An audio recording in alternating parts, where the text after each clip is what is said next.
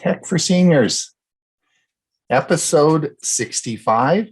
This is June the 21st, 2021. Thank you, everyone, for coming. We have about 85 people on our Zoom feed and a whole bunch more over on our YouTube feed. So thanks, everyone, for coming. We have two services running, and I just wanted to explain how both services work. For those of you in our Zoom meeting, we will have the meeting for about an hour, and then we move into our question and answer part of it, and we'll go on for about 20 minutes there. For those of you over on our live stream feed that's feeding over onto YouTube, we'll be closing the program just before our music segment, which of course is with Ray Baxter.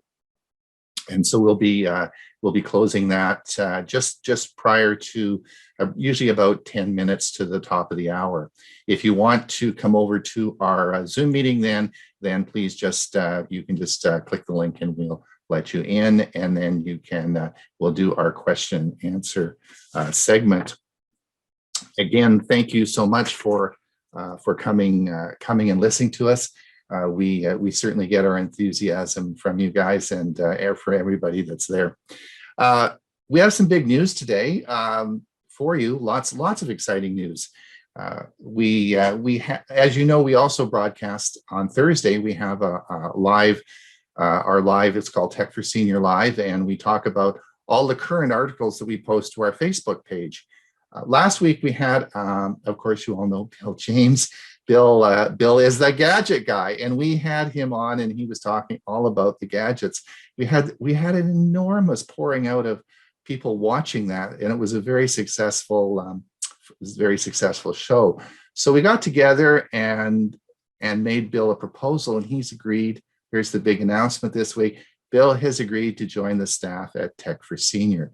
So let's give him a big round of applause. Bill now is going to be with us at Tech for Senior. I think most of you know Bill, and he will be initially what his plan we are going to use is that Hewie's away on the third Thursday of the month, and so Bill will be replacing Hewie for that third Thursday, and for our Tech for Senior Live segment, and then as the year goes by, I'm sure that he always has lots to talk about. So I'm sure Bill will be doing some sessions on our Monday show. So thank you so much for Bill, and welcome on board. Where are you? Can you wave for us there? Yeah, there you are. He's got a big smile on his face. There you go. Hey, I didn't tell you that it's all volunteer. There's no money involved. All right. Now, thank you I want to thank two people for their very generous donation to our coffee fund, Carlene Berger and Jerome Rogan. Thank you so much for your donations, very generous donations for our coffee fund. Hewie, Yes. Where are you? What's happening? I'm right here. Just look for the bright shirt. Yeah, the bright shirt. What's happening on Thursday? Thursday. We got all kinds of things. From this is now Eastern time, not Pacific time. So sorry about that. But Eastern time, just before we do anything, from 11 to 12, Microsoft's got an announcement they're going to make, and we're all excited about what it's going to be, and everybody's kind of guessing. And then from 12 to 1, we do the Tech for Senior Live, where we just chat, and we'll probably be talking about a lot of what Microsoft talks about. And then at 2 o'clock, this is the fourth Thursday, so we have learning Chromebooks. And so we're going to just have a very busy day on Thursday. You got it. And Bob, New Mexico, gadgets. What's going on with you? Are you buying stuff on? Today is Prime Day. Today and tomorrow is Prime Day, right? I already bought them out. I have nothing else left to buy on Amazon. Hey, I got to tell you guys, I'm sorry. I got to apologize to Hewie and Bob. They both have not been able to sleep this week. They're all trying to find out this new gadget that I bought. I'm doing the big reveal today of this gadget, and it will be at the end of our segment today, but stick around because they can't sleep. They're having all sorts of problems. They are so excited about this. You wait to see what I got. You'll be really between Bob and I, we bought every gadget there was on Amazon just so maybe we might have it. Exactly. Well, I don't think you got this one. This is cool. And something that Okay. everyone can use. It's something everyone can use. Unlike VR headsets, something everyone can use. So it'd be cool. Dewey, you're doing okay? I'm doing just fine. You're going to tell us about your new bar. Are you going to do us a segment on your new barbecue when you get it? Well, I've thought about that, but that's a little bit far from tech, unless. That's a high tech. Don't tell everyone. We were talking about it before the show started. Huey's going to do this. He's getting this high tech. This is really cool. I think you should do a segment on it. Well, I might consider doing it. I'm studying it to death, which is usual for me. All right. Excellent. Thanks. And we normally would have Ray on the line, but as you know from our pre-segment talk, of course, Ray is in New Mexico waiting the outcome of the fire. So this is a stressful time for him. So Ray, if you are listening, our thoughts and prayers are with you, and hopefully things will work out for you. What happened? Please subscribe to our newsletter. If you haven't, it comes out on Tuesday and Saturday, and I'll be talking about something new we've added into the newsletter this a little bit later. So please do that. What happened a year ago? Episode 13 on June the 22nd was 1 year ago. I did a segment on finding past episodes of Tech for Senior, which was sort of interesting. We've actually done a couple of videos on that. So we did one on that. And Hewie did, do you remember the one you did on how to make a playlist? I thought that was great. Yep. Yes. Yeah, you did how to make a playlist. And Dewey started to come into the scene then. I asked Dewey earlier today, I said, when did you officially come on board with Tech for Senior? And he's going to look it up, but it was either this episode. I don't think it was this episode. I think it was one of the next two episodes, and we'll talk about that. And again, we've already thanked Ellen for doing the indexing and so on for our shows.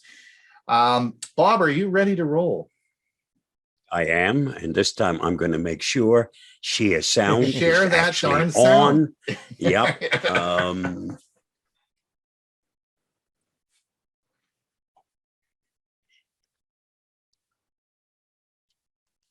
Let's make this bigger and let her fly. Here is the Avast Security News Roundup for the week ending June 18th, 2021. iOS 15 helps normalize digital IDs. When Apple releases iOS 15 this fall, iPhone users will find something new. A designated space in Apple Wallet where they can store their state ID or driver's license along with their credit cards. Some U.S. states have already begun to develop the infrastructure for digital IDs, but even states that allow digital driver's licenses require users to keep their physical licenses on them as well. The TSA is working to enable airport security checkpoints as the first place you can use your digital ID, said Jennifer Bailey, Vice President of Wallet and Apple Pay.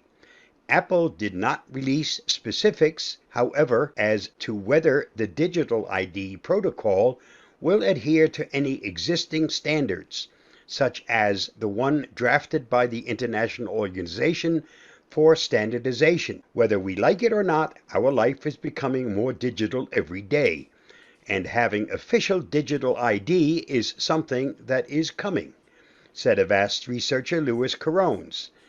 It will depend on each country's regulations, of course, but we can already see the trend. The European Union is working on the European Digital Identity, which allows every eligible person to have a national ID card that is recognized anywhere in the EU.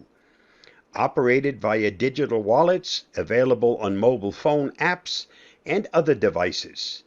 But one thing to keep in mind is that we still need to see what security measures will be put in place, as this will probably become the new attack vector. Check out Wired for more on this story. Google adds several safety updates to Android. Android 6.0 got 6 updates this week, all pertaining to safety and security. One update is the Android Earthquake Alert system, rolling out to 7 more countries, including Turkey and the Philippines. The free system gives people in affected areas a bit of advanced warning, mere seconds though, that an earthquake is going to strike. Another security update is gaze detection on voice access, which is where the device ensures you are looking at it while giving a command before it follows that command. Read more about the new features on the Google blog. Paradise ransomware source code released. The source code of a strain of ransomware that has not been very active since January 2020 has been published on a hacker forum for any would-be ransomers to use. The Paradise ransomware code was posted to the hacking forum XSS and can only be accessed by active users on the site. Bleeping Computer reported that the code, when compiled, creates 3 executables: a ransomware configuration builder, an encryptor, and a decryptor. Paradise ransomware uses RSA, a very strong encryption, and threat actors can easily modify the source code to create their own customized version of the ransomware. A single CDN error took down websites across the globe.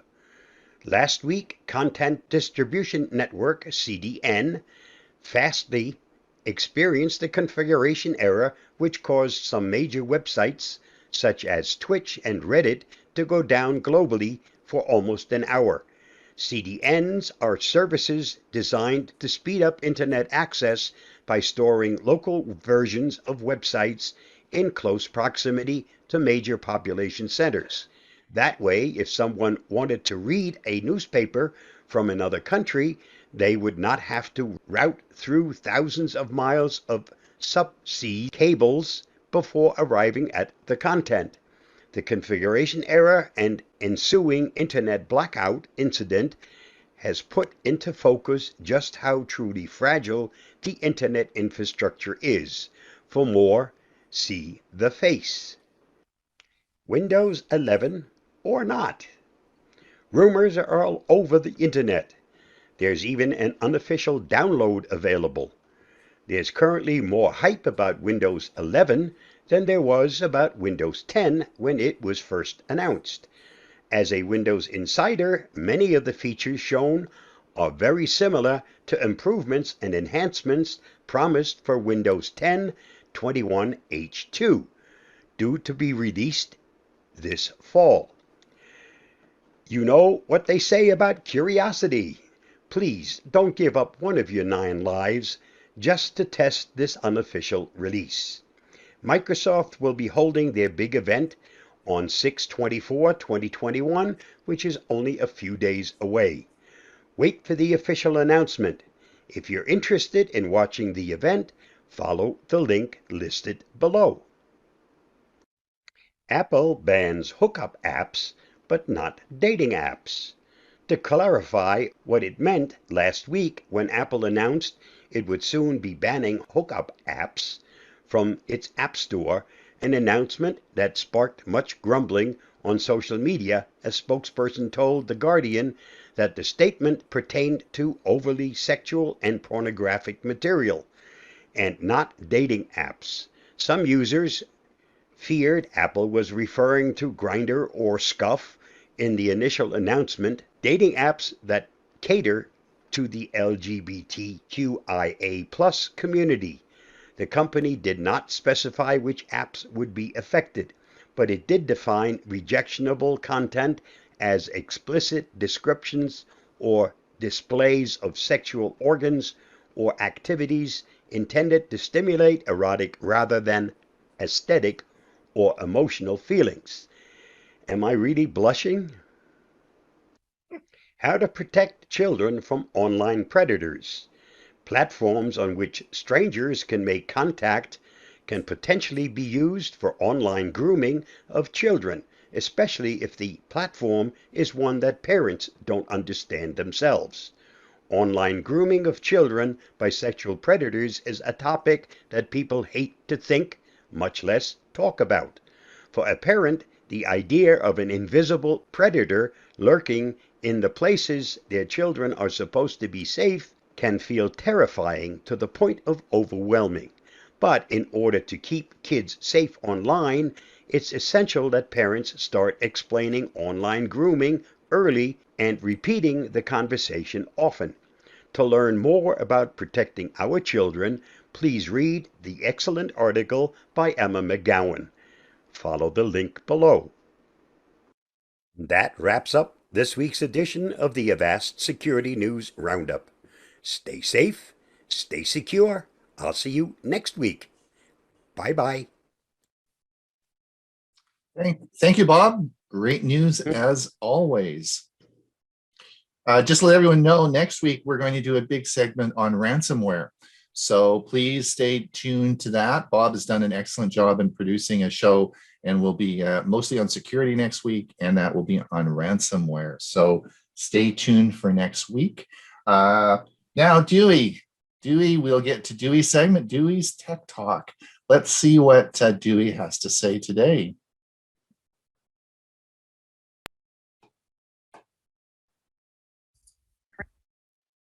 Good morning, friends. I'm Dewey, and my Tech Talk topic for today is what's available in streaming devices. Last July, when I was invited to be a staff member at TFS, co-host Ron Brown dubbed me as the streaming senior. Interestingly, though, I've done about 40 presentations to date. Only 3 have been on the subject of streaming TV. With bargains galore abounding at Amazon, Walmart, and Target today and tomorrow, it's Prime Days, I decided to revisit streaming live TV with a focus today on streaming devices. I'll plan on talking about streaming services next week. The current July issue of Consumer Reports magazine reported that they're now testing streaming media devices, giving the top score to the NVIDIA Shield TV Pro and naming the Roku Ultra 2020 as a best value choice. As an inveterate cheapskate, I admit to not having paid much attention to the NVIDIA Shield streamers. They're expensive, and I've been content to spend closer to $50 for a Roku or a Fire TV streamer. By the way, I always choose the 4K version for a superior video quality and to future-proof my purchase. I also admit that I've long admired Apple users who unabashedly drop around $200 or so for their super elegant Apple TV streaming devices.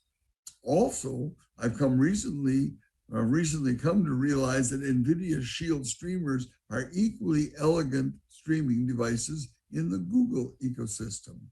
In 2021, Apple TV introduced a new 4K model with HDR and an upgraded metal-clad Siri remote that offers clear improvements in video quality and processing speed. You'll find up to 20% or more off in savings on some of these Apple TV models at Prime Days, or on the Prime Days. Regarding the NVIDIA Shield TV Pro and its less expensive sidekick, the NVIDIA Shield TV 4K HDR, I haven't yet seen any Prime Day discounts on these models. It might be noted that the NVIDIA Shield streamers are favored by most gamers above all other streamers. Changing the subject now, ReviewGeek.com reports that YouTube TV is offering TiVo Stream 4K and Chromecast devices free to selected customers. Speculation is that may have something to do with that ongoing dispute between Roku and Google. CNET.com recently published an article entitled Best Streaming Devices in 2021, in which their editors named the best streaming devices in various named categories. The best streaming unit overall was declared to be the Roku Express 4K Plus. At $40, it's $10 cheaper than the popular Roku Streaming Stick Plus 4K, I should have said, yet has comparable capabilities. The next best streamer overall, according to CNET.com, is Chromecast with Google TV. Its biggest strength, they say, is the Google Assistant voice search. Regular price is $50, but you won't find this unit at Amazon now because of the contentious relationship between Google and Amazon. It's available at stores like Target and Best Buy, and of course from Google. It's important to understand that you can only use the new Chromecast to cast from the latest version of a Chromecast-enabled app or a Chrome browser on any device connected to the same Wi-Fi network as your Google TV. Maybe read that sentence over again quickly. It's a little complex. Google TV is effectively a makeover of Android TV with Google's name on it. It integrates really well with other Google services like Photos and supports nearly all major streaming apps. I'll have more information on Google TV next week. The third best streamer overall listed is the Roku Streaming Stick Plus 4K. Though the basic design is 3 years old, its updated features include voice search, TV on and off, volume control, and mute. I have 3 of these streamers and I really like them. Amazon and other marketers currently have them on sale now for $39. It's a bargain at any price. CNET.com says the best streamer for Apple fans is, surprise, surprise, the Apple TV 4K 2021 version I've spoken about earlier. It's loaded with features and great for people who want to remain in the Apple ecosystem. Regular price is $199, but its Prime Day price at Amazon at this writing is $170. Best for gamers is the category name CNET.com chose for the NVIDIA Shield TV Pro and less expensive NVIDIA Shield TV 4K HDR. I mentioned both earlier. The Pro model costs $50 more, but includes a game controller. For folks in the Google ecosystem, these devices leave little to be desired. The 4K HDR unit is pictured at the right. The best budget streamer is the Amazon Fire TV Stick Lite. Though this streaming stick lacks 4K, it does have the voice search and other features not found on the pricier Roku Express 4K Plus. To its credit, the remote doesn't need line of sight to operate. In what sounds like a contrived category, best for convenience and wired streaming, is the Roku Ultra. Though a little more spendy at $69, it has Dolby Vision, Dolby Atmos, a headphone jack, programmable shortcut keys on the remote, a remote finder, and a wired Ethernet port. Quite a unit. Designated as the best 4K streamer for Amazon fans is the very popular Amazon Fire TV Stick 4K. Like the Amazon Fire Stick Lite, it bakes Alexa right into the remote control. With a massive selection of Amazon content, as well as Dolby Vision and HDR, it remains an excellent choice. The final streamer we'll look at is the Roku Stream Bar, a relatively recent Roku product. It's a 2.0 channel soundbar with side-firing wide speakers, and its streaming capabilities are equivalent to the Roku Streaming Stick Plus 4K. That's the one I have.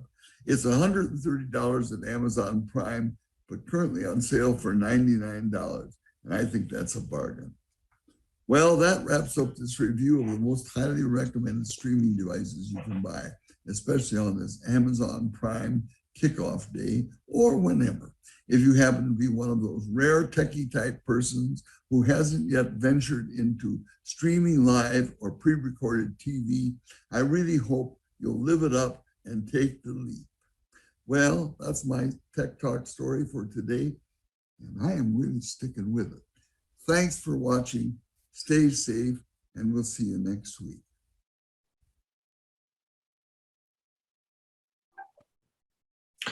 Thank you so much, Dewey. I guess now everyone needs to get out and spend some money on Amazon the next couple of days.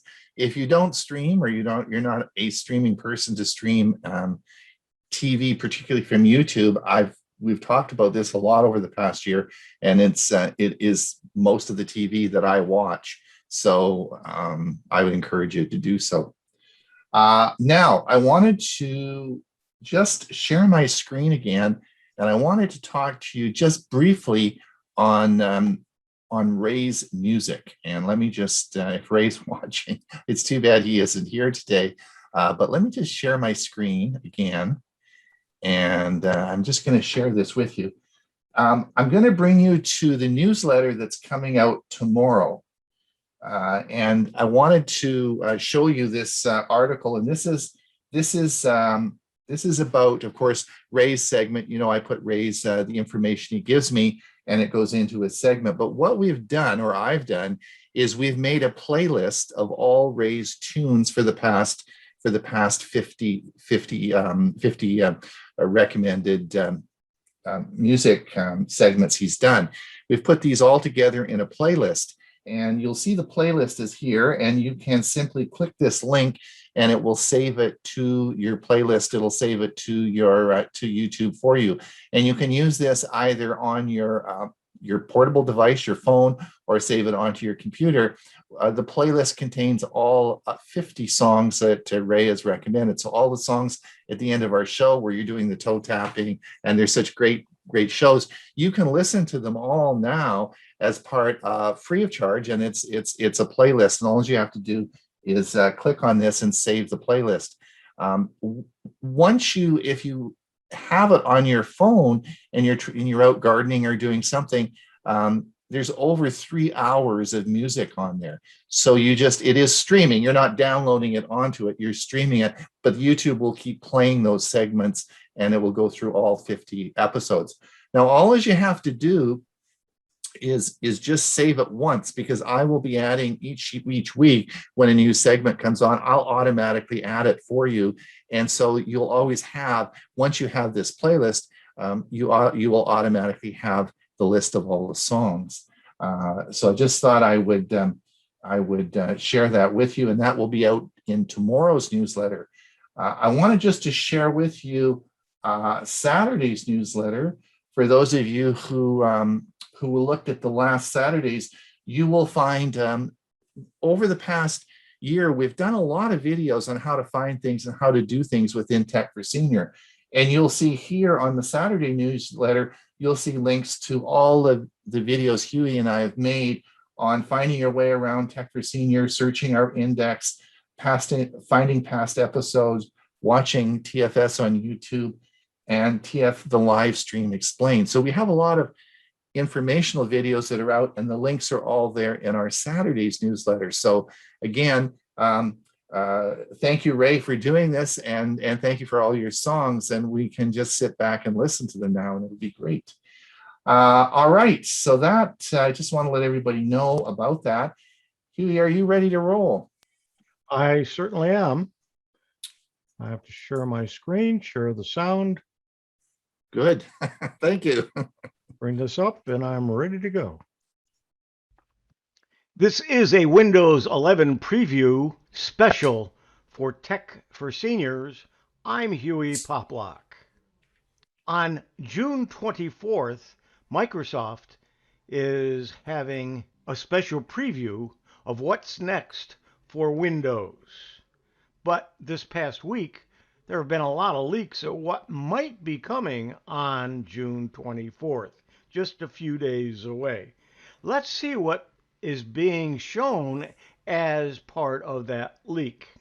This is an installation of the Windows 11, or at least that's what they're calling it. It'll ask about which keyboard layout you want. Ask you if you have a second keyboard. It checks for updates. It wants to know how you want to set up the device for personal use or work or school. And then you have to sign in with your Microsoft account. It is possible to sign in without a Microsoft account, and you do it with an offline account. It then starts the install. It asks you to create a PIN. So you set up a PIN. It says, do you want to restore from a previous version of Windows, or do you want to set up a new device? You then choose some privacy settings. This is the top of the screen, and as you scroll down, there are some more choices. And then it wants to customize your experience by you checking off certain things that you do on the computer. Do you do gaming, creativity, family, schoolwork? And there are some others, and you can check them, and it will set things up a little bit uniquely to you based on what you check off in this screen. Then it asks about OneDrive and how you want to set it up. And it goes through hi, or things are getting ready for you. It takes a few minutes. And when it's done, it looks like this. They've changed the background, the theme, and when it starts, it only has two icons on the screen, the recycle bin and Microsoft Edge, its browser. This is the About screen to show you that it is Windows 11 and which build it is, and then the software license. This happened to be the Windows 11 Pro that was installed. Apparently, there are a bunch of choices when you're doing your install. Again, this is what it looks like. You look down at the bottom, you can see the taskbar is changed. It's in the center now. However, if you're one of those people who don't like change, you can change the taskbar to be on the left with the newly designed start button that looks like four blocks or a actual window. That will be in the left corner as it was before.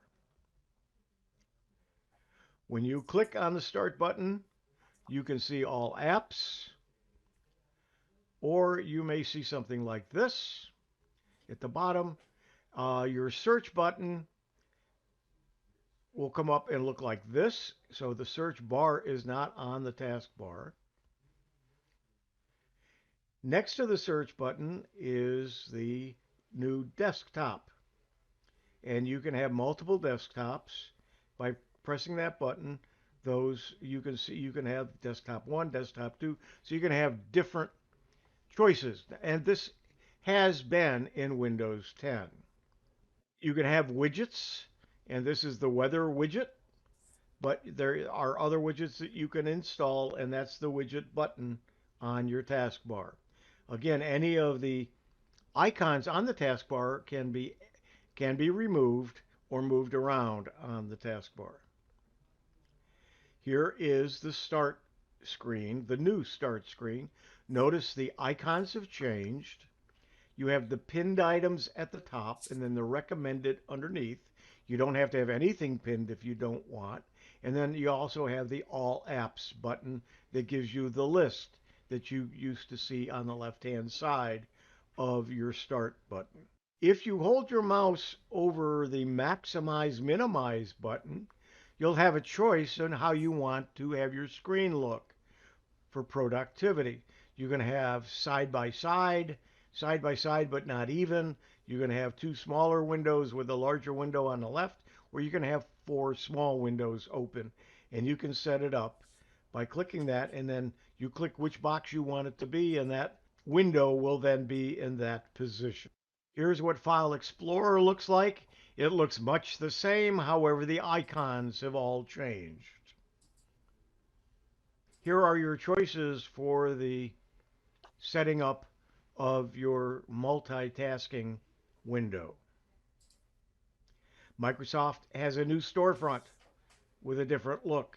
You also have the ability to have a dark theme, so it's reversed. Instead of having a white background, you would have a black background. I don't prefer this. I prefer the white background. I think it's harder, number one, to see for me, and it's harder to use when you're demonstrating. There's folder options that you can change for either dark or light. And that's basically the preview that you're seeing. There's lots of videos, lots of talk about it. What are my conclusions? I personally don't think they're going to call it Windows 11. They kind of indicated that for a long time. The leaked version says Windows 11. Maybe I'm wrong, but I think they're going to call it Windows 10 21H2 and do the upgrade in the fall, or they may have it 22H1 in next spring. Or they may give it a different name. They may just call it Windows and then call it 21H2 or 22H1. But I think they leaked this, and a lot of things have changed since that leak. But we'll see on the 24th, just a few days away. Thanks for joining. I'm Hewie Poplock. Well, interesting times, eh? So we will, of course, be online, and we will have our Thursday morning show on for Tech for Senior Live. We'll have Bob, myself, and Hewie on, and we'll see if Hewie's prediction is correct. I think it's going to be Windows 11. I can't see them going with anything else, but we'll wait. We'll wait and see who's right. All right, now the time that you've all been waiting for. So I know that Hewie and Bob are on the edge of their seats. We will now reveal my latest gadget. No, it's gadget, but we'll see what you think. We will Hurry up. Hurry up. I'm about to fall off the chair. Don't you guys go to sleep now. All right. Let me share my screen. We will share it. And here we go. It's Ron Brown with Tech for Seniors.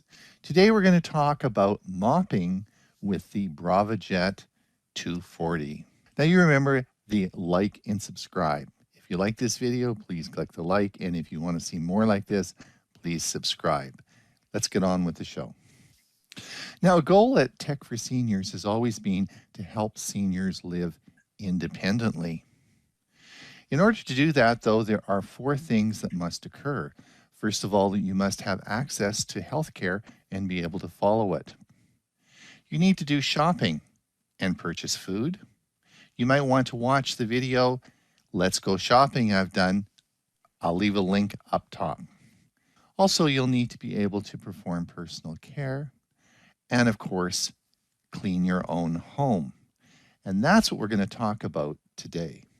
Now, what are some of the obstacles to keeping your house clean?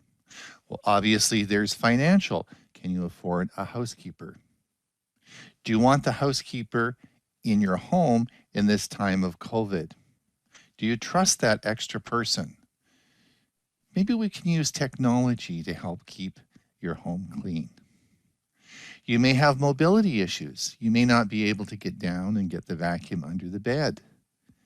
What about problems with your vision? If you can't see, how do you know if things are clean? That can be very difficult. And oh my gosh, if you can't remember to do things because you're having a little trouble with your memory, that also can be a barrier to keeping your house clean. So can technology provide a solution for this dilemma? And let's have a look at that today. Now, in cleaning your house, there are 2 parts. Of course, you have carpet and you have floors which need to be vacuumed. This isn't really a video about vacuuming your home. Today I want to talk about washing the floors.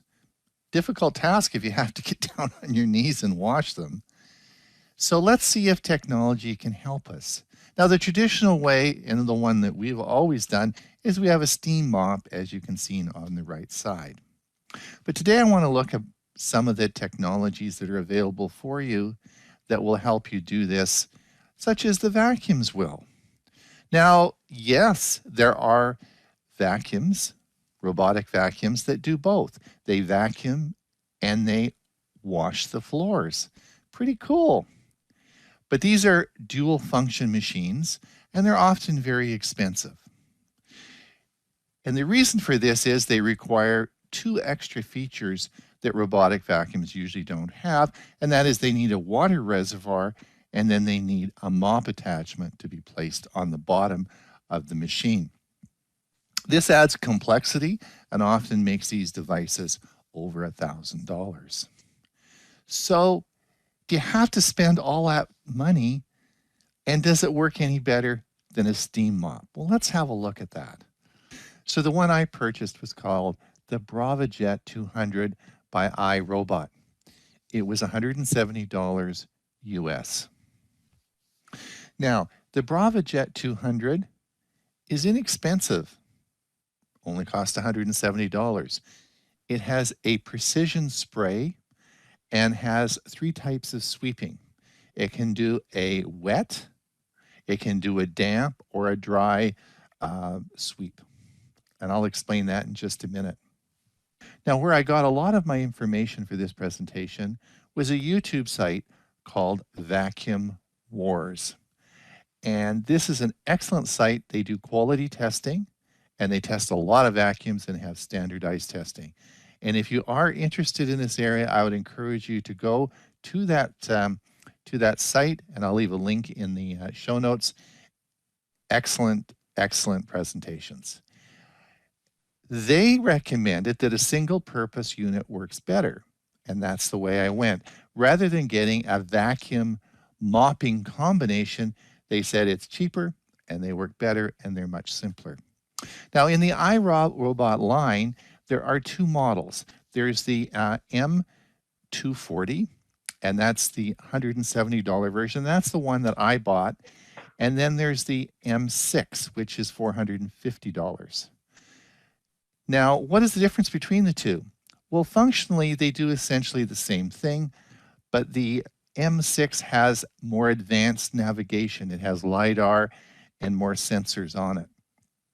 For a lot of reasons that we're going to talk about, that's really not necessary. And the $170 version cleans just as well. So their recommendation was buy the Braava Jet 240, which I did. Now, let's look at the unit. First of all, this has a rechargeable battery, but it doesn't go back to the dock. So yes, you have to take the battery out. It clips in a charger and you charge it up. Lasts about an hour and a half, which is plenty. This unit then requires you to fill it with water. I would recommend using distilled water.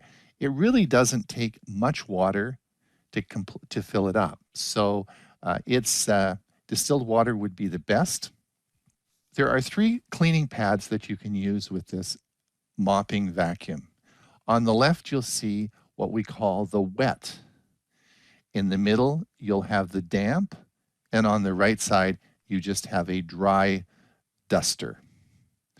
So on the left with the wet, there is 2 passes and 2 sprays of water. So the floor is much wetter. With the center one, there's 1 spray, not quite as wet, and there is no water with just the dusting.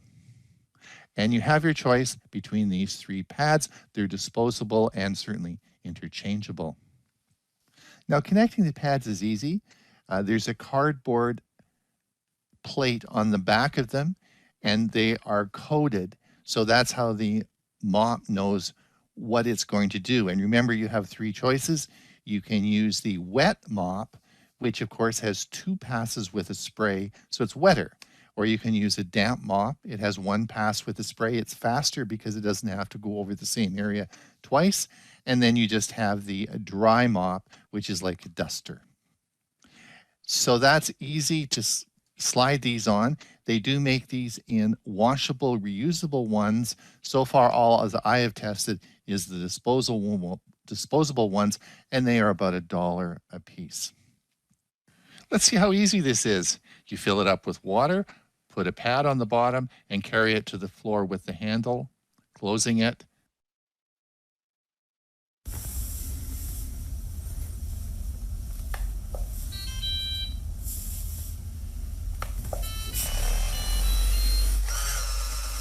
One push of the button to activate it, 1 push of the button to start it, then pick it up when it's finished. A unique feature and one that makes this unit so successful is the vibrating head.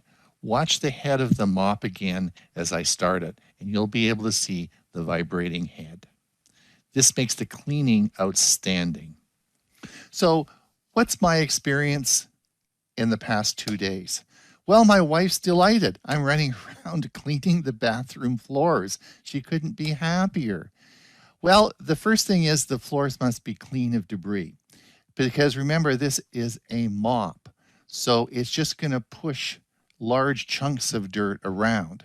So you probably should run a vacuum over the floors first. The second thing is this unit is extremely quiet, but it does take a lot of time. So in our large kitchen area, it would take about an hour to do. So it could be used very effectively running it overnight. You can't hear it. It's very, very quiet, and I think it would be a good thing. The smaller areas, such as the bathrooms, no problem. Just do it. It stops when it's finished. You can just take it and move it to another room. So it's great for bathrooms because it gets down and it cleans in smaller places. The physical size of this is actually quite a bit smaller than our iRobot vacuum. It's maybe about a half the size. So it gets in and around the toilet and cleans all the floor quite well. The pads, of course, are disposable. I've only tested the disposable pads, but you can buy reusable pads to be washed out and reused. The last thing is they do provide a cleaning solution. So far, I've used just distilled water in mine, but I've only had it for a few days. I have cleaning solution on the way, and we'll see if that makes a difference. But so far, I've been very happy with using the distilled water. I think this is an inexpensive way of keeping your floors clean and certainly will help seniors stay in their homes longer. It's Ron Brown with Tech for Seniors. Remember, click the like and subscribe, and we'll see you for the next video.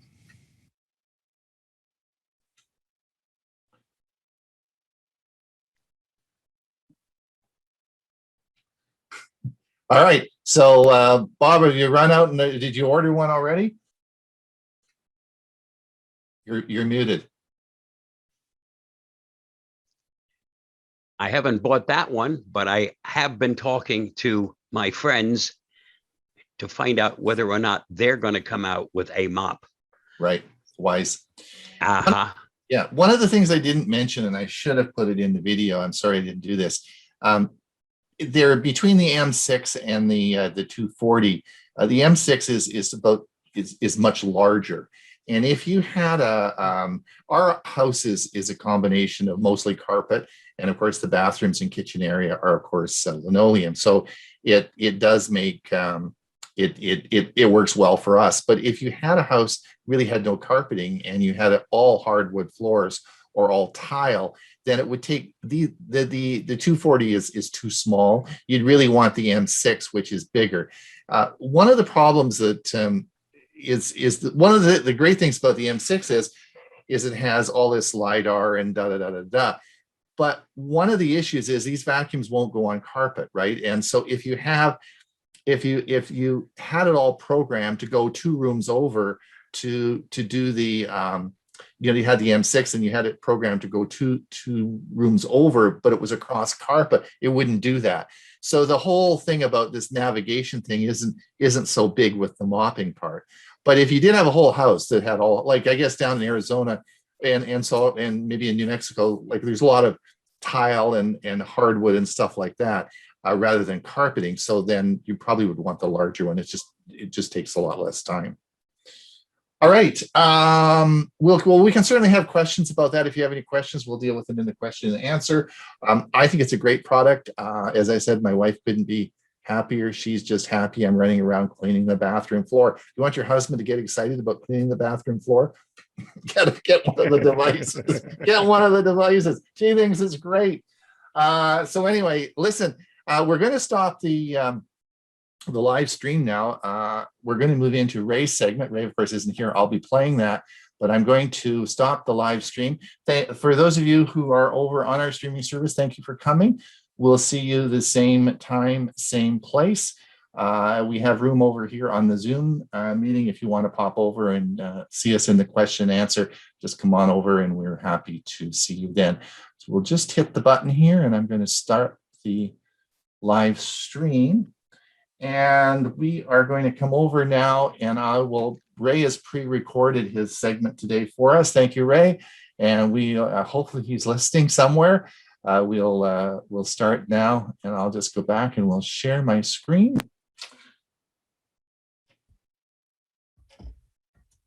All right, good morning, folks. Today on the road again with Willie Nelson. Why on the road again? Well, this week I'm coming to you pre-recorded because right now I'm on the road again. I should be heading back to Arizona in our older motorhome from a week-long trip to New Mexico.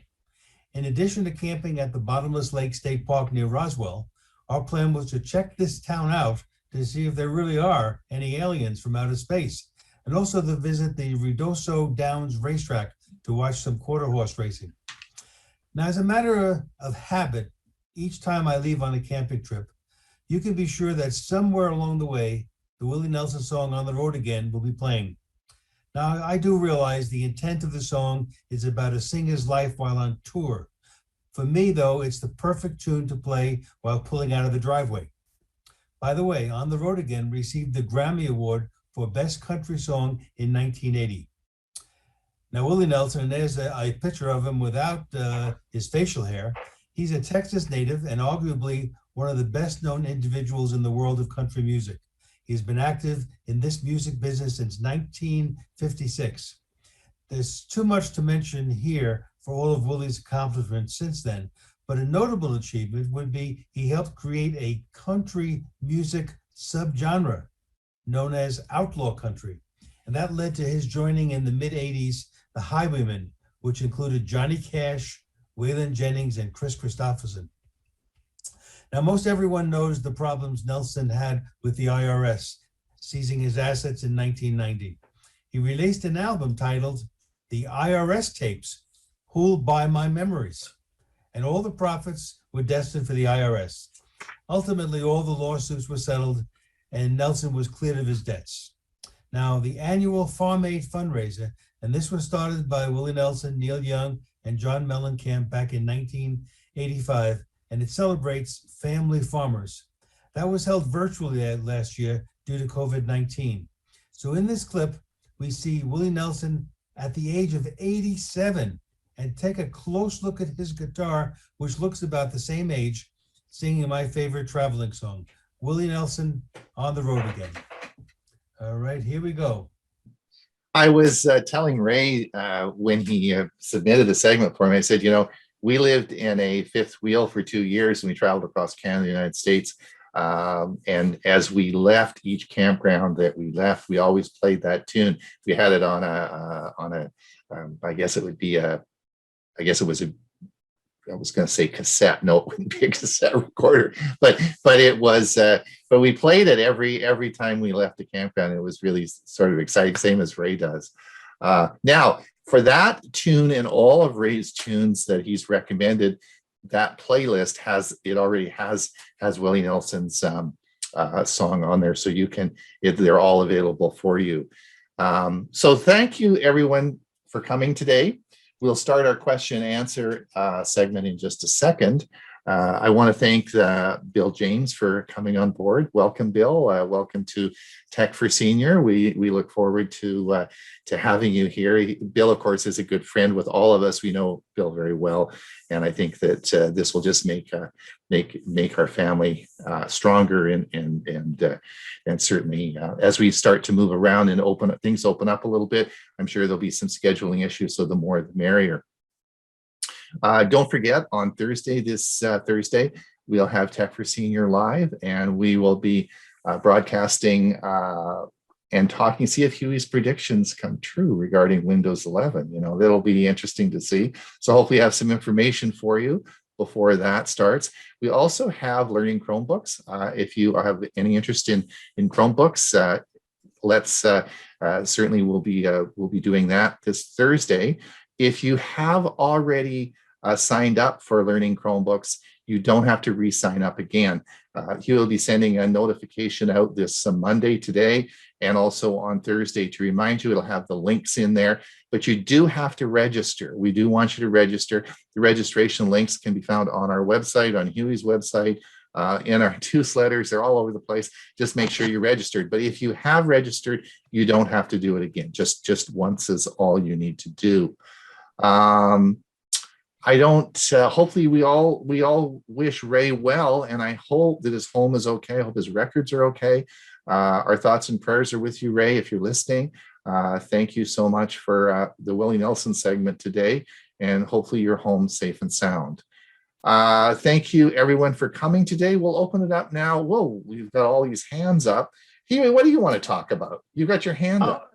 A couple of things. One, I really enjoyed your mop, and I'm certainly going to have to consider that, but only after the one that I discovered today, but I'm not going to talk about it yet. I'm going to talk about it.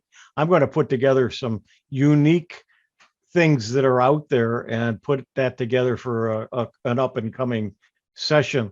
I found a couple of really neat things that are not quite on the market yet. So It's going to be fun showing them. And I did want to mention that from Dewey's conversation, I did get one of those invites from YouTube Live, or YouTube TV, I'm sorry, that I subscribed to. They sent me a note saying that I could order a TiVo stream device for free.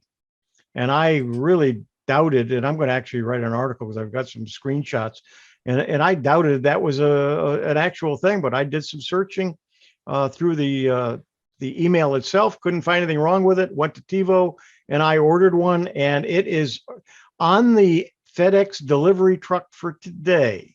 So I should have it shortly and be able to play with it.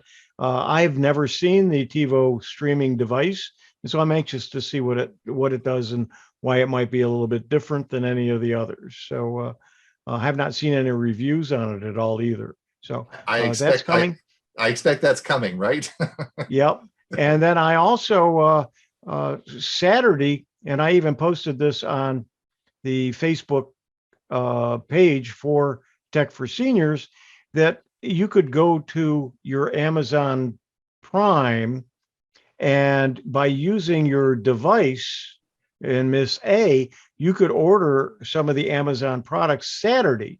So today I just got the notice that at my front door is an Amazon Fire HD 10 2021 edition that sells normally for $150. I ordered one for Robin, and it was $80 with sales tax and everything. It was $85, and it's sitting at my front door. And I'm going to, before anybody gets it, Robin just said she went and got it already, so it's in the house and ready to be unpacked. And it's so my first Prime purchase is already here. Sorry. One of the things to remember that everyone, if you're going to order this, particularly this 10-inch HD one, is that there are a whole bunch of different versions of it. Make sure you get the 2021, the latest one that's just released, because it has the Play Store on it as well. Yeah, they do have in parentheses the 2019 version, the 2020 version, right, and the 2021 version. You'll see it. So they make it pronounced. They don't hide it. You really want to do that. Bill, go ahead. I guess I don't know what order everyone came in. Bill, you've got a question? Murray was next. Oh, Murray. Oh, sorry. Then Richard, from the left over. So from the left to the right? Okay, thanks, Bob. Okay, Murray, go ahead. Okay, well, first of all, that tune today is one of my kind of tunes. Yeah. And I got a suggestion. One that it reminded me of, which is very different, that maybe he can do someday. There's a song called Lord, It's Hard to Be Humble. Yes. I can do that one. Yes. A lot of people to that one. A lot of people I know say I should play that every day when I get up, you know. And I want to mention that I had a mess. I've got a FreeNAS server that on which I have 5 hard drives. and it's set up so that if two fail, I still have everything. And it's been running now for 2 years without any hitch at all. And I got a message yesterday saying that one of the hard drives had failed. But I then went and rebooted it, and it says now they're all okay, which is interesting. But in the meantime, I ordered a new one from Amazon. And with that, I got 3 months free of Amazon Prime, plus the whatever it is, the streaming service, whatever it is. And so I think, oh yeah, I wanted to ask you about your mop. Where did you buy it, and how much did it cost you in Canadian dollars with British Columbia taxes and everything? Good question. Yeah, and I do like Murray. First of all, Murray, I'm still waiting for you to do a segment on your NAS. You promised me I'm that. going to do that. Yes. You promised me that for the last year now. Come on. Oh, is it really a year? Yeah, you've been promising. Time goes fast, doesn't it? Yeah, you're going to do so. Please. Well, maybe I'll be more mobile. I got my Debral shot in my knee today. Yeah. Okay. My doctor says he hit the exact right spot. So he says within 2 days, I should find lots more mobility in my knee.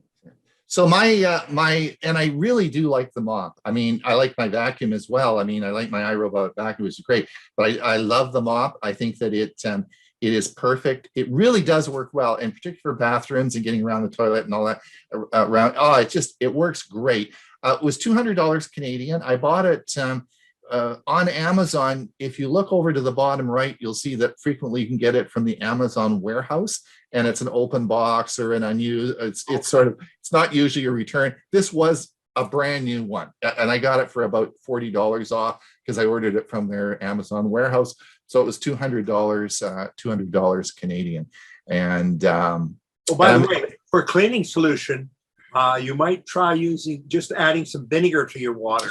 Absolutely. There's lots of choices. There's a lot of people have made videos on different floor cleaning products. Particularly, there's one, I can't remember, is it BOL? There's one that's made for hardwood that is that everyone uses. You can use that. I mean, I don't think it doesn't really specify. You can put whatever you want in there. I've just used, the cleaning solution did arrive, and I did use it yesterday. I ran around and re-cleaned all the floors again. My wife couldn't be happier. She says our bathroom floors will look so great.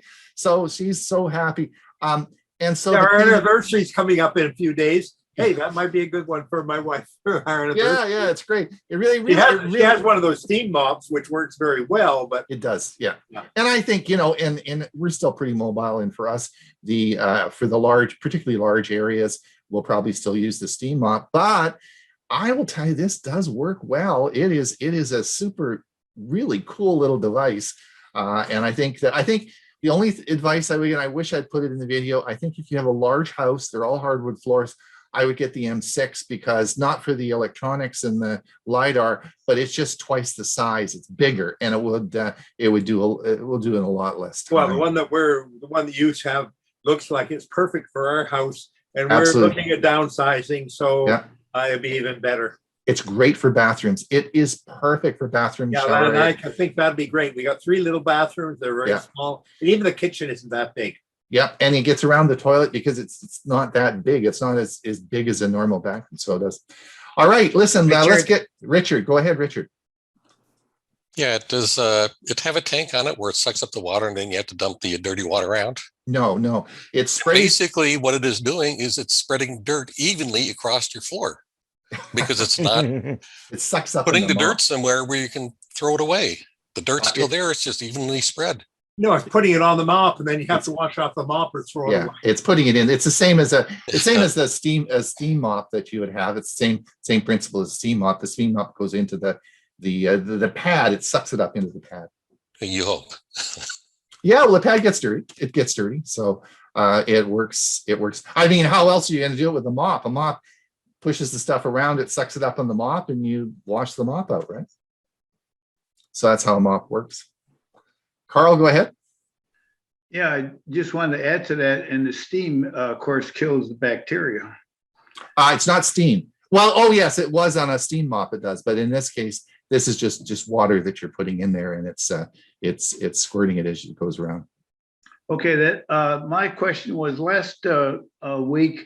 I mentioned that I just purchased a Samsung SSD drive for one of my Right. laptops. Right. And I wanted to give you an update on it. First of all, the software that is linked that they give you is called Magician 6. Right. And after I installed it, I couldn't figure out how. It's called installation software. I couldn't figure out how to install it. It took me a while to figure out that there's another subset category of that software. And it's called data migration. So I used it. Actually, the first one, the installation, is really almost like a file manager program, because it'll tell you how much is on your existing drive and so forth, and how much is available. So when I did the data migration, and I don't know who was helping me, Hewie or Bob or Murray, but they all had some good comments. So I'm going to ask them to follow up if they can help me now. I did the data migration. It said it was complete. And then I opened up the Samsung Magician, which, as I said, is like a file manager. And it showed that I had nothing on my SSD. What I don't know is if there is something on the SSD, because when I plug in the SSD right into my laptop, it doesn't show me anything. It really needs the Magician software, their version of a file manager, and it shows me there's nothing there. Does anybody have any experience with that? All I can say is that you should be able to see it with your normal Windows in your normal Windows operating system. So if you're not seeing it, there's nothing special when it migrates the data over onto the SSD. There is nothing special. You should be able to see it. So I think if it's not there, it hasn't come over, and that's Right. the issue. And it just read the information, but not yet write it. No, That's what it it sounds took like. a while. I could see it writing, Bob. There's a bar of status, and it's complete. And then when it's done, it says it's complete or finished or whatever. I don't remember the exact words. And then I opened up the Samsung Magician, which shows you both drives simultaneously, and it shows the current drive. And out of my 600 gig drive, I only was using like 37 gigabyte, and it shows the SSD drive, as a USB port, but shows nothing on it. Can it see the drive? Yeah. You have to initiate did you initiate the drive in Disk Manager on Windows? No, no, I'm not sure how to do that. But I just followed the directions, Bill, with the Samsung software. I'm How do trying I to do that? remember. You go into Disk Manager in the Windows 10, you're doing the search, and it should show the drive. If it doesn't, you have to initiate it, and then it should be available for you to write data to it. Well, actually, when I go, I don't want to belabor this because it's a pretty singular issue.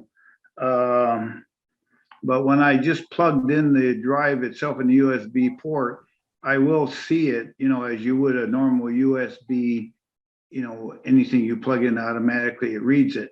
But there was, at the time I did that before I used the software with Samsung. The software with Samsung does again show the SSD drive, but it just shows that it's 1 terabyte of blank data. But I'll try that.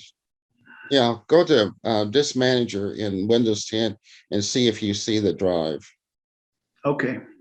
Thank you. Thanks, Bill. See, Greg, how are you? So listen, give us an update on Starlink. Did you see the stuff I posted this morning about HOT? Apparently these the dishes, if they get over, what is it, Hewie? How much is it? 122 degrees. 122 degrees. They shut off. Are you hot in your area, or what's happening? Well, it's been 104 here, and we have not had any problems with that. Okay. So right now my speed is 132 and my upload speed is 17. Good. Yep. So I came in late. No, I did not see your presentation. I was downloading the new Windows 365. And so I caught Hewie's presentation, and everything in his presentation is on my screen. And so I've written a book about the fire service, or about me and some of my calls. And I checked it with a whole bunch of different stuff. Anyway, I thought I'd just run it through. And I think what they've done, this is my own opinion, Windows has bought, or they're using grammatically speaking, and it's rechecking all my stuff. And so that's what I've been doing as the presentations. I did 54 pages so far out of 380. So I got a couple of days to camp out here. But anyway, good show today. Thank you, guys. Thanks, Greg. Thanks a lot. Thank you. Bill, go ahead.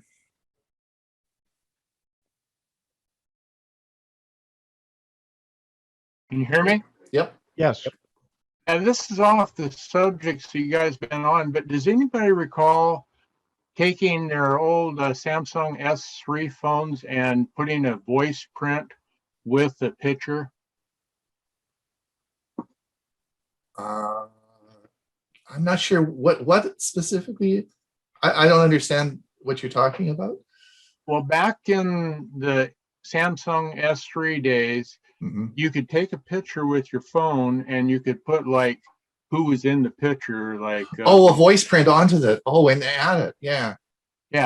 Does anybody remember the name of that? Chris Gold is going to be on tomorrow night, and with Google Photos, it's an unusual time for her because they're on the road. And I wanted to ask her about that, but I couldn't recall what it was named. Yeah, was that built into Google? I don't remember. Was that built into Google Photos, and you could just sort of, or was that part of the S3? Was that part of the S3 feature? I think it was part of the S3 Android system. She'd be the one to ask. Does anyone do that? Or that I remember that you could just sort of push the button and say, this is a picture of Hewie and I, and it would just lock that into the picture. And I think actually Google Photos, when it uploaded it onto their service, it still was there. I think. I don't remember. Do you remember anything about that, Hewie? Not a thing. You don't know. Anyone got any comments on that? I mean, we've got Since it was Samsung, it might have uploaded to the Samsung system on their photo app, not to Google. Maybe, yeah. On gallery. Ron, anytime I have that kind of a question, I Google it. Yep, could do that too. Yep. Dorothy, that's a good. That didn't come up with everything was making pictures from sound that popped up. Yeah. Like the ham radio does. Well, you have to know how to ask Google a question. He's a board. Yeah. And Bill, if you find out from Chris, will you let us know next week? Sure. Okay. Yeah. Ask Chris. Will know for sure. But yeah, she'll know for sure. Okay. Murray, I just put a link in the chat how to get that particular feature on any phone. Okay. Super. Thank you. Thanks, Bob. Thank you. Hey. Murray, did you have another question? Yes, I do. It's about the Windows 11.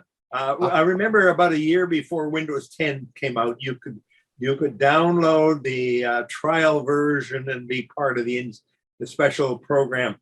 Is that possible for the Windows 11 now, or is that not yet available? Because I've got a laptop that it's not even announced yet. It's not even announced yet. That's what the thing Thursday is going to be about. So, they're going to tell us what's going to be and when it's going to be. So all you did was show it's going to be. All you did was show screenshots of the leaked information. Is that correct? Screenshots of speculations, correct. Yep. Okay. Nothing's official. Thank you. Just curious. Carl, go ahead. Yeah, I just want to give an update. I was reluctant to upgrade my cell phone to 5G, as you'd mentioned before, and others about that, however, my LG phone was nearly 4 years old. And I don't know if you know this, but LG is getting out of the smartphone business and they're trying to sell it, but they haven't found the buyer yet. But what I learned was T-Mobile or Sprint, who I've been with 21 years, is trying to get people to move to 5G. I guess they all are. I liken it to like being on having an old car on a freeway that only go 35 miles an hour and everybody else is trying to do 70. You're slowing things down. So they want everybody to go to 5G. Well, I got the one, it's called OnePlus Nord 10. It's a 5G phone. And the promotion was it only cost me $30 to upgrade. And I like it. And one of the things I have, I guess Apple users have it, but the video phone works excellent on 5G. I've used it driving down the road in my car and there is no flicker, and I'm in the Detroit, North Detroit area. And it's very easy to use. There's an app called Duo. You touch it and you have your favorite rings. I connect to my girlfriend and it's really works exceedingly well. The quality is there. So I would recommend, if you're not going to spend much money, like in my case, that you consider upgrading. But Carl, what you have to realize is that 5G on your phone does not necessarily mean that you have 5G service available. And if 5G service is not available, then using a phone set to default as 5G means that you're going to wear out your battery much faster than you need to, because it is constantly searching for a 5G signal that does not exist. So if you turn 5G off because there is no such thing as 5G service in your area, it prolongs your battery life. Well, that's a good point, Bob. However, the phone does tell me when I have 5G service. It pops up right at the very top of the screen. Otherwise, it's 4G. And I have 5G all the time here. I live in Troy, Michigan, about 25 miles north of Detroit. And we have everywhere I've traveled in my car in the Rochester Hills, and it's all 5G. So I will say this, I'm a retired communications engineer. And what Sprint is doing, they have the lower spectrum bandwidth. So they're able to convert over, the 800 megahertz. They're not using the millimeter bandwidth as Verizon, AT&T will be using. So they're able to convert that bandwidth to 5G a lot faster than the others. And it works further because it is a lower frequency bandwidth. Hewie would know more about that. Thank you. And also just to let you know, OnePlus makes, of course, a very good phone. And Bob reported last week on our Facebook on the news service that OnePlus is now merging with Oppo, OPPO. Now, most of you probably haven't heard of Oppo because it's not sold in the United States, but it is the largest maker of cell phones in the world. It outstrips all of them, including Apple and everybody. It is the biggest cell phone maker in the world, OPPO. And it is now OnePlus is joining. I don't know, were they bought out, Bob, or merging? I don't quite understand. I don't remember the article. Oppo purchased OnePlus, but is leaving OnePlus as a separate unit. As a separate, yeah.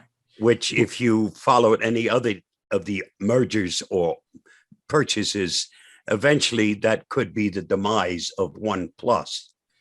Yeah, unfortunately, because that OnePlus, I've been OnePlus user since the first one ever came out. And I still use a OnePlus, even though I can't upgrade it beyond version 10. Happens to be a nice phone. And it's not that it leaves you in the poorhouse. Yes, and there's a very loyal following of OnePlus. I mean, people do like those people. Really, people use that phone, really enjoy it. So anyway, lots of changes. Any other questions? We're at 23 minutes past the hour. Any other? Just one comment about OnePlus. It's a $300 phone, and like Bob said, it's equivalent to a $1,000 phone. Mm-hmm, so I think it's made in China. The only downside I have with it is that with the new operating system, I think it's called Snapdragon or whatever, it's new learning curve. You know, the commands are a little different. Instead of having like a caret, you have a check mark for when you want to send it message and things like that. The one downside is that it's not wireless charging, but it has a fast wire charger that it's actually will, I think, go 30 watts, something like 5 amperes, I believe. And it is fast. It will charge that phone from like 20-30% up in an hour's time. It's a bigger module. The cable is heavier. It's a different color. It's a orange colored cable. And but there's no wireless. But I'll tell you, saving $500 not having wireless is worth it. Yeah, they make very good phones. Thank you, Carl. Carl, before you go, I'll check your chat. Mary Fleener answered that question. Thank you, Mary, on initiating your drive. Oh, he did? Oh, good. Thank you, Murray. Have a look at that in the chat and save it before we finish the meeting, Carl. Mary, it was Mary Fleener. Mary? Yeah, thanks, Bill, for the reminder, too. Right. You're welcome. Not a problem. Well, now you're on staff, Bill. You're doing some work. That's good. I guess I am. Yeah, that's good. That's great. Yeah, that's good. Thank you for being here. So, all right, everybody, mopping. Yes, Bill, are you raising your hand to buy a mop? What's the? No, I was wanting to remind everybody to save the chat at the end of the program, because if you saved it in the beginning, it doesn't give you the whole chat. Okay, make sure you do that, because we are going to finish in a couple of seconds. If there are no more questions, we will see you on Thursday morning. What time is it, Hewie? We're on at 9, top of the hour, 9 o'clock on Thursday, right, you guys? Yep, right after the Microsoft right after the Microsoft. Yeah, you couldn't get them to delay it a little bit or move, or did you talk to them about, they knew about Tech for Senior Live? Yeah, they said we're doing it just before, so we're not doing it during. So these are not interrupting us. That's good. Yeah, that's cool. Yeah, that's cool. All right. Well, we will hopefully see everybody on Thursday morning. Any other? One more comment on the chat. I don't know who told me this, but if you do, put your mouse in the chat and do Control A, you will save it as text, and then that selects it all, and then of course Control C to copy it, and then later Control V under WordPad or whatever. Because if you just save it with the 3 dots at the bottom, it's one contiguous stream, and you don't get the HTML text.